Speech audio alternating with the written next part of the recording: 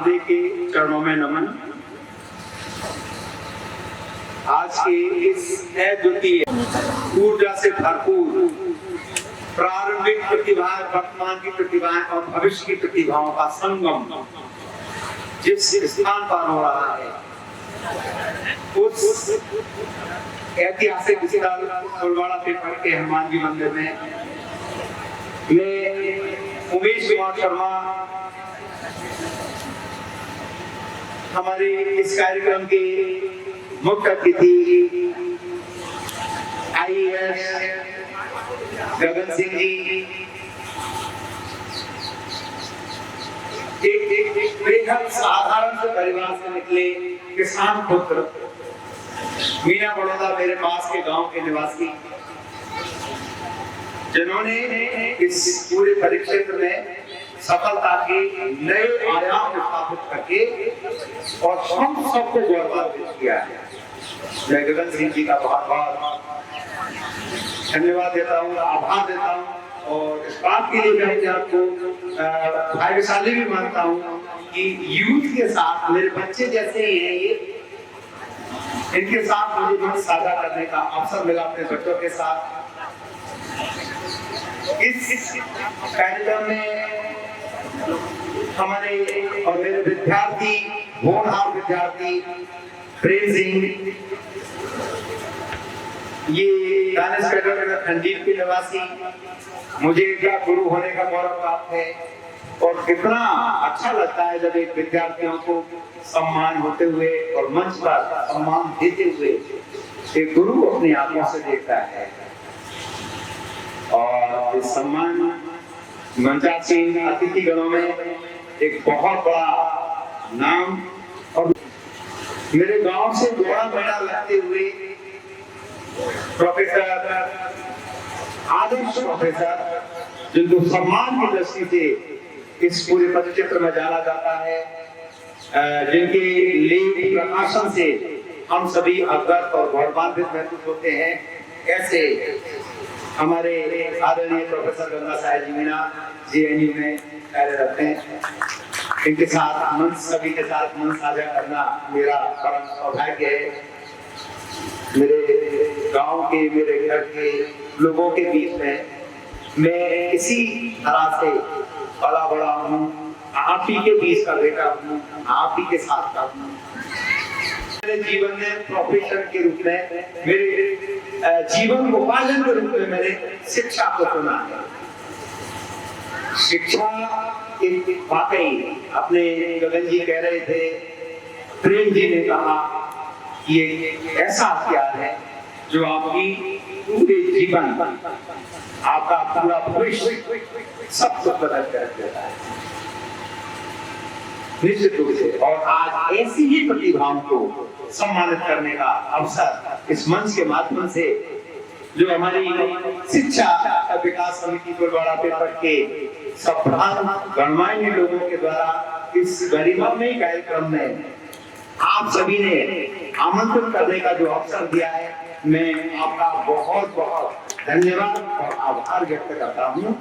और इस दीपावली के अवसर पर आप सभी को दीपावली की बहुत सारी मंगल कामनाएं प्रेषित करता हूँ और ये चाहता हूँ कि जीवन में आप अपनी उन्नति के द्वार उत्तरोत्तर बढ़ाते चले जाएं, आपके बच्चे उस मुकाम पर पहुंचे कि आप गर्व के साथ अनुभूति करें। और एक शिक्षक और एक अभिभावक का जो मेरा इस क्षेत्र से संबंध है, मैं इस क्षेत्र में बहुत क्रिकेट खेलने आया करता था ट्रॉफियों में, कई मेरे सहपाठी रहे हैं, कई मेरे से जूनियर रहे हैं, कई सीनियर रहे हैं, हम साथ के ही लोग हैं, हम साथ खेले हैं। हमारे सम्माननीय अभिभावक जो मेरे मित्र भी हैं, जिनकी दोनों बच्चों को मैंने पढ़ाया है, तीनों को बल्कि बैडमिंटन के साथ खेला है। अभी वर्तमान में कितने ही अभिभावकों से, जितने भी बच्चे सम्मानित हुए उनमें से अधिकांश मेरे स्टूडेंट हैं। भाई इससे बड़ी मेरी ये क्या बात हो सकती है मेरे लिए। और मैं आपसे ईमानदारी से एक बात कहूंगा, मैं जितना मुझे आपने प्यार और विश्वास दिया है, जितना आपका स्नेह मुझे मिला है, मेरी संस्था पर जो आपका टूट विश्वास है, मैं इस मंच के माध्यम से आपसे कहना चाहता हूं कि उस विश्वास को बरकरार रखना, उसको आगे बढ़ाते रहना। ये मेरा दायित्व है कि आपके स्नेह को मैं हमेशा सादर अपने ऊपर रखते हुए इस ऋण से कभी मुक्त नहीं होगा। और यदि मैं इस धरा के एक घर के एक व्यक्ति में बदलाव लाने में अगर सक्षम हुआ तो मैं इस पुनीत कार्य को करने में कतई पीछे नहीं करूंगा। आपको मैं आश्वस्त करता हूं इस मंच के माध्यम से, यदि कोई गरीब बालक हो तो आप ऐसा मत सोचना कि डीएस आपसे दूर है। मेरे दिल से आगे कह देना गुरुजी पैसा नहीं लग रहे, खराब है। तो मैं मानवीय आदमी हूँ, मैं आपके विरुद्ध नहीं हो सकता। ठीक है, स्कूल संचालन के लिए बहुत सारी चीजों की आवश्यकता होती है, वो सब अपनी जगह है। और आज जो मैं मेरे भविष्य को जो मैं देख रहा हूँ, जिसमें मेरी बिटिया एक ऐसी बिटिया का आप इस चीज को देखो बहुत साधारण रूप में जान रहे होंगे। आज जिन जिन बच्चों का सम्मान हुआ है ना, वो न केवल इस क्षेत्र का, आसपास का, इस राजस्थान का ही नहीं, वरन इस भारत देश का भी मान बढ़ाने वाली प्रतिभाएं इस कार्यक्रम में मौजूद थी। मैं शिक्षक हूँ और शिक्षक की पार की नजरों से जानता हूँ कि इनका भविष्य क्या है। मैं आपको दावे के साथ कह रहा हूँ, आज जिस प्रोग्राम में एक विद्यार्थी यहाँ सम्मिलित होकर के जो सम्मानित हुए हैं, एक दिन वो इस मंच के माध्यम से देखना और मेरी बातों को याद रखना कि वह पूरे देश का मान इस धरा में बढ़ा रहे होंगे। मुझे मैं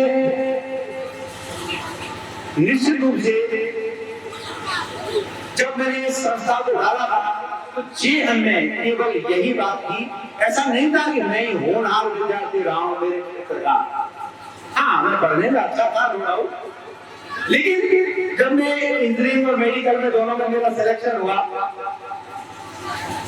तो मैंने इंजीनियरिंग को ज्यादा तवज्जो दी, लेटेस्ट टेक्नोलॉजी को।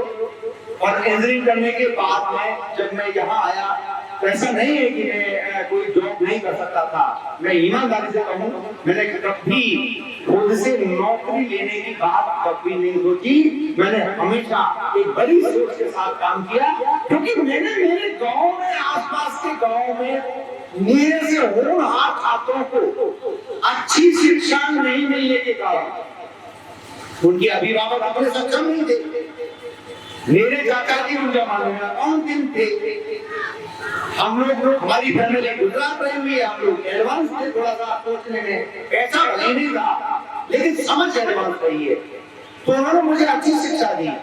उन जमानों में यूनिवर्सिटी एजुकेशन का एक बहुत अच्छा केंद्र हुआ करता था और एक टीचर हुआ करते थे, श्री आदरणीय बल्लभ जी भाई साहब, जो आपने कभी नाम सुना होगा। तो वो इंजीनियर, डॉक्टर, आईएएस, आरएएस के खान यूनिवर्सिटी से हर साल मेरे का ना ये निश्चित हुआ करता था। मेरी शिक्षा ऐसे गुरुजी के सानिध्य में हुई। मैं उनकी आत्मा को जहाँ भी है उनको मैं इस मंच के माध्यम से सादर श्रद्धांजलि देता हूँ कि उन्होंने मुझे इस योग्य बनाया और ये ज्ञान दिया कि बेटा आपको अकेले ही सफल नहीं होना है, बल्कि लोगों को सफल बनते हुए बनाने में योगदान देना है। उनकी ये बात मेरे जीवन में आज भी उसी लाइन की तरह अमिट आपका है। और मैंने इंजीनियरिंग करने के बाद में कोई एग्जाम नहीं दिया, सीधा ही इंस्टीट्यूट डाला और दिमाग में केवल यही था कि इस क्षेत्र के बच्चों को मैं उस मुकाम तक पहुंचाऊंगा ताकि मैं अकेला जो बन करके नहीं रह सकता, सामूहिक रूप में जो आवाम में यहाँ के क्षेत्र में जो विकास एजुकेशन के माध्यम से लाऊंगा, वो एक हर भारत की दिशा को बदलने के लिए इस क्षेत्र के जब किसी के अभिभावक के बच्चे को जब सफल होते हुए मेरे हाथों से देखता हूँ ना, तो उस खुशी का इजहार के लिए कोई शब्द नहीं होते। आप तो अपने बच्चों को इसलिए पढ़ाते हो कि यार बुढ़ापे में हमें ये मदद मिलेगी, हमारा नाम अच्छा होगा, जिन लोगों ने हमें ताने दिए थे उनको हमें बताने के लिए मौका मिलेगा, मेरा घर बड़ा हो जाएगा और मेरी मूछें ऊंची हो जाएंगी।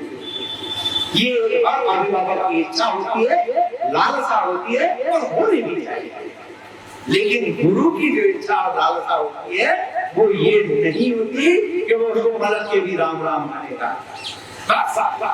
हम लोग किसमें राजी होते हैं जब कोई मेरा गगन जैसा बालक, कोई कलेक्टर एक बालक, जब कोई लाल बत्ती की गाड़ी में से गुजर रहा हो और मैं खड़ा हूँ, बगल में मेरे पास कोई खड़ा हो तो उससे मैं कहूँ कि ये जो लाल बत्ती में जो गया है ना वैसे भी कलेक्टर कि मेरा भी झाड़ दिया।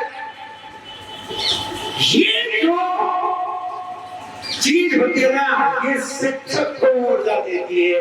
इसीलिए शिक्षा बदले में कुछ नहीं चाहता, बस उसकी उन्नति को देख करके खुश होता रहता है कि आज मेरा बालक फलानी जगह है, वहीं से उसको आशीर्वाद देता रहता है। इसीलिए शिक्षक की महिमा वेद पुराण सब जगह उत्तम बताई गई है, बदले की भावना नहीं होती। जिंदगी अच्छी नहीं चल रही है, आप जैसा सोच रहे हो वैसा नहीं हो रहा है, अच्छा घटित नहीं हो रहा है।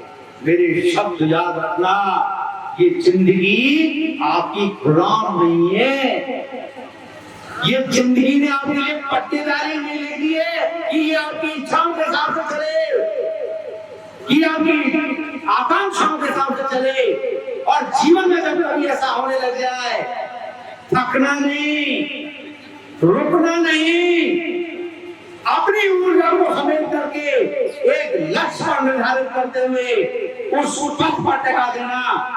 ध्यान रहे लक्ष्य पर निगाहें नहीं, उस लक्ष्य के पथ पर निगाहें अपनी केंद्रित रखनी है। आपको ध्यान भटकाने के लिए बहुत सारी चीजें आपके जीवन में आएंगी, आपके पास की बहुत सारी बातें, आपके भविष्य की बहुत सारी बातें, वर्तमान की बहुत सारी बातें, बहुत सारे ताने आपको अपने मार्ग में आगे बढ़ने से रोकेंगे। उस रास्ते में भटकाव के बहुत दूर आएंगे। हो सकता है आप थके हुए महसूस करो, हो सकता है आप डरे हुए महसूस करो, रुक जाना, सुस्ताना, लेकिन अपने मंजिल को, रास्ते को, अपने लक्ष्य को अपनी आंखों से ओझल मत होने देना। पहले विद्यार्थियों, जीवन के जिस काम में भी आप अपने लक्ष्य को ओझल हो जाने देते हो, अपने सफलता के रास्ते को भूल जाते हो, वह कभी नहीं होने देना है। अपनी तमाम ऊर्जा को संचित करते हुए, अपने अंदर स्वाभिमान का भाव रखते हुए, देश सेवा ईमानदारी के भाव के साथ उचित संकल्प लेकर के उस पथ पर लगातार आगे बढ़ते रहना। सफलता आज नहीं, कल नहीं, एक दिन सफलता को तुम बाध्य कर दोगे कि सफलता आपकी गुलाम हो। सफलता किसी की मोहताज नहीं, सफलता को गुलाम बनाना सीखो। तब तक मत रुको जब तक कि लक्ष्य प्राप्ति न हो जाए। बाधाएं, चुनौतियां, आकांक्षाएं, अपेक्षाएं आपका मार्ग बाधित कर दे, ऐसा नहीं हो। अपनी पूरी ऊर्जा के साथ, पूरी दृढ़ता के साथ, आत्मविश्वास के साथ, आत्मबल के साथ जब हम किसी काम को जुड़ जाते हैं तो दुनिया में जो जंगें है ना वो आत्मबल से जीती जाती है, आत्मविश्वास से जीती जाती है। इसके लिए कोई जरूरी नहीं होता। अपने आत्मबल को कभी गिरने मत देना, अपने आत्मविश्वास को कभी कम मत होने देना। अपने कर्म पर हमेशा विश्वास रखना। और मुझे पूर्ण विश्वास है कि इस मंच के माध्यम से आज मेरा बहुत सारा यूथ मोटिवेट हुआ है, और जो ये ऊर्जा जो मैं आज देख रहा हूँ ये भविष्य में प्रस्फुटित होकर के एक दिन ज्वार लाए, ऐसी प्रतिभाओं का ज्वार यहाँ से उत्पन्न हो। और मैं बहुत सौभाग्यशाली हूँ कि मुझे अध्ययन अध्यापन कराने की कर्मस्थली में मेरा जीवन आदिवासियों के बीच में हुआ है। मैं बहुत सौभाग्यशाली हूँ। अगर मैं आदिवासी क्षेत्र में नहीं होता तो आज सफलता के कितने बड़े बड़े परचम आज लगभग 1 दर्जन से ज्यादा IAS, IPS, DS science academy से निकले हुए, लगभग आधे दर्जन से ज्यादा जो है बच्चे हमारे जज हैं। साइंटिस्ट मुझे लगता है कि बहुत सारे होंगे, और अगर मैं गवर्नमेंट एम्प्लॉय की बात करूं तो 21,000 से ज्यादा बच्चा डीएस साइंस एकेडमी मेरी संस्था से निकला हुआ वाला देश की विभिन्न पदों पर ईमानदारी के साथ, क्योंकि मैंने शिक्षा को व्यवसाय नहीं बनाया, मैं आपसे ईमानदारी से कहता हूं मेरे क्षेत्रवासियों, मुझे इस बात पर गर्व है कि आपका भाई जो इस मिट्टी में पला हुआ है, आज पूरे राजस्थान में डीएस साइंस एकेडमी को और पूरे भारतवर्ष में जिस सम्मान के साथ किया देखा जाता है, उसमें आप ही के दिए मेरे में संस्कार है। मैंने कभी गलत काम को प्रमोट नहीं किया, हमेशा बच्चों को ईमानदारी के साथ आगे बढ़ने का कहा, और मैं बच्चों को हमेशा जो भी आज कर्मचारी चयनित हुए हैं, जो भी इस मंच पर बैठे हुए लोग हैं, राष्ट्र भक्ति की भावना को उत्तम रखते हुए एक अपना जीवन ही पर्याप्त नहीं होता। मुझे लगता है इस जीवन में केवल 2 चुनौतियां हैं, और व्यक्ति को 2 चुनौती के बाद तीसरी चुनौती है ही नहीं। आपको लड़ना है, जीतना है, हारना है, मरना है, मिटना है, इन दोनों चुनौतियों के बीच में आपका पूरा जीवन हो जाता है। और मैं कहना चाहूंगा, हर एक जानना चाहता है यार जीवन में ऐसी कौन सी 2 चुनौती है, हारना नहीं है, अकेला है नहीं, बिल्कुल। और इन 2 चुनौतियों में जो आदमी निकल जाता है, सफल हो जाता है। और उन चुनौतियों के बारे में मैं अल्प शब्दों में इस मंच की गरिमा को ध्यान रखते हुए, क्योंकि हमारे प्रोफेसर साहब के उद्घोषण को सुनना मेरा भी बहुत निकटस्थ अनुभव रहेगा। मैं इनके बारे में बहुत अच्छा से सुना हूँ, बहुत मोटिवेशनल स्पीकर हैं। और मैं उन 2 चुनौतियों के बारे में कह देता हूँ, बेटा पहली चुनौती विद्यार्थी काल में है। आज तुम्हारे माता पिता किस स्थिति में तुम्हें पढ़ा रहे, देखो जब तुम पैदा हुए थे ना, तो उस समय जब माता पिता खुद छोटे थे, तो वो अपने सपनों को पूरा नहीं कर पाए। यानी आपके जो मम्मी पापा हैं, वो उस जगह नहीं पहुंच पाए जहां उनको पहुंचना चाहिए था, क्योंकि कोई बताने वाला नहीं था, वो समय ऐसे नहीं थे। लेकिन आप उनके जीवन में वो महत्वपूर्ण बदलाव ला करके उनको यदि वो सौगात देते हो ताकि वो आपसे गौरव कर सके, तो ये तुम्हारे जीवन का बड़ा संघर्ष है। क्योंकि जब एक माँ बाप अपने बच्चे को योग्य बनते हुए देखता है ना, और दुनिया में एक अभिभावक का सबसे बड़ा काम है अपनी औलाद को योग्य बना देना। दुनिया ये नहीं है ये फलाना मेरे लिए पैदा करके रखा था क्या, अगर जिस दिन ये जिला संतान के माध्यम से माँ बाप को सुनने को मिल जाती है, मुझे लगता है कि उसका जीवन जीते जी खत्म हो गया। और अपने संतान को इतने संस्कार, और भले ही वो जीवन में कुछ करे न करे, भले ही वो जीवन में बहुत ऊंचा आदमी बने न बने, लेकिन उसको ऐसा संस्कार अवश्य दीजिए ताकि कोई भी कह सके कि ये आदमी नेक है, चरित्रवान है, ईमानदार है, और ये उसका बहुत बड़ा गुण होता है। ठीक है, अपने लिए बहुत कमाते हैं, करते हैं, लेकिन दूसरी जो बड़ी चुनौती जिसके बारे में मैं कहना चाहता हूँ, चाहे आप उम्र के किसी भी पड़ाव में कौन हो, जब आप एक 40, 45, 50 साल का जीवन जी चुके होते हैं, तब आपको लगता है कि आपने अपने बच्चों को अच्छा योग्य बना दिया, अच्छी जगह पहुंचा दिया, अपने लिए अच्छा जीने लग गए।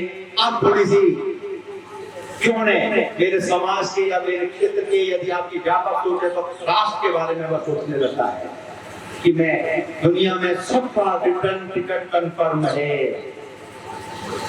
ये धरती कल किसी और के थी, आज किसी और के नाम रजिस्ट्री है, कल किसी और के नाम रजिस्ट्री होगी। इस धरती पर हम आदि अनंत काल तक जिंदगी नहीं रहने वाले, ये ध्यान रखना। ये हर व्यक्ति को ये बात पता होनी चाहिए। अपने समाज के लिए जब वह अपने बच्चों के लिए कर चुका हो, अपने परिवार के लिए अच्छा कर चुका हो, तो उसकी सोच में ये शामिल होना चाहिए कि मैं मेरे क्षेत्र के विकास के लिए, मैं मेरे राष्ट्र के विकास के लिए, मैं मेरे क्षेत्र के गरीबों के उत्थान के लिए क्या बेहतर से बेहतर कर जाऊं। और मुझे लगता है जीवन की दूसरी बड़ी चुनौती ये है, इन 2 चुनौतियों के अलावा कोई तीसरी चुनौती इस जीवन में नहीं है। हमारे शास्त्रों के अनुसार ये कहा गया है कि जब आदमी 50 वर्ष का हो जाता है तो वह वानप्रस्थी और संन्यास आश्रम में चला जाता है। तो मैं भी उसी प्रथा को, मैं भी हमारी उस पौराणिक संस्कृति का भाग हूं और मैंने भी लगभग घर से संन्यास ले लिया है। मेरा पूरा जीवन आप ही के साथ देश सेवा में है। मुझे किसी भी तरह की जिम्मेदारी मिले, पूर्ण ईमानदारी के साथ आपके साथ कंधे से कंधा मिला करके अपना भाई मानना, और मुझे जीवन में कभी किसी भी प्रकार की सेवा के लिए योग्य समझो तो मुझे आगे से करना आपका अधिकार है मेरे से कहना। और मैं ईश्वर की शपथ खा के कहता हूं इस क्षेत्र के विकास के लिए, क्योंकि मैं साइंस और टेक्नोलॉजी और मेरा दिमाग जो बड़ा फर्टाइल है, मुझे लगता है कि मैं इस क्षेत्र का एक अभूतपूर्व विकास कर सकता हूं। मेरे दिमाग में इस पूरे क्षेत्र को लेकर के बहुत बड़ी कार्य योजना है। मैं चाहता हूं मेरा क्षेत्र का हर बालक स्वयं रोजगार करे। अगर उसको गवर्नमेंट जॉब नहीं मिलता है तो वो ऐसी धरातल में रह करके वह अपना जीवन यापन उच्चतम स्तर पे करे। यहाँ मूलभूत इंफ्रास्ट्रक्चर हो, यहाँ व्यापार का ऐसा केंद्र हो, यहाँ आदर्श गांव बने। मैं कई ऐसे गांवों को जानता हूँ जिनके जो है जनशक्ति जो है उन्होंने जनशक्ति को इस प्रकार केंद्रित किया है कि हर घर में रोजगार का साधन डेवलप करा दिया है। ऐसे आदर्श गांव की स्थापना ये मेरा कर्तव्य है। जिस प्रकार शिक्षा के क्षेत्र में टीएस सेकेंडरी राष्ट्रीय अंतर्राष्ट्रीय स्तर पर अपने विद्यार्थी लिए हैं, मैं आपको ईमानदारी से कहता हूँ देश सेवा के भाव के साथ एक दिन मैं आपको गौरवान्वित महसूस कराऊंगा। और मेरे क्षेत्र का इसकी तस्वीर आप निकाल के रख लो, क्योंकि आपसे 10-15 साल बाद ये क्षेत्र ऐसा नजर नहीं आएगा। मेरे जीते जी इसमें ऐसा बदलाव ला करके जाऊंगा कि मेरा क्षेत्र ये मुझे हमेशा इस बात को याद करेगा। बहुत बहुत धन्यवाद।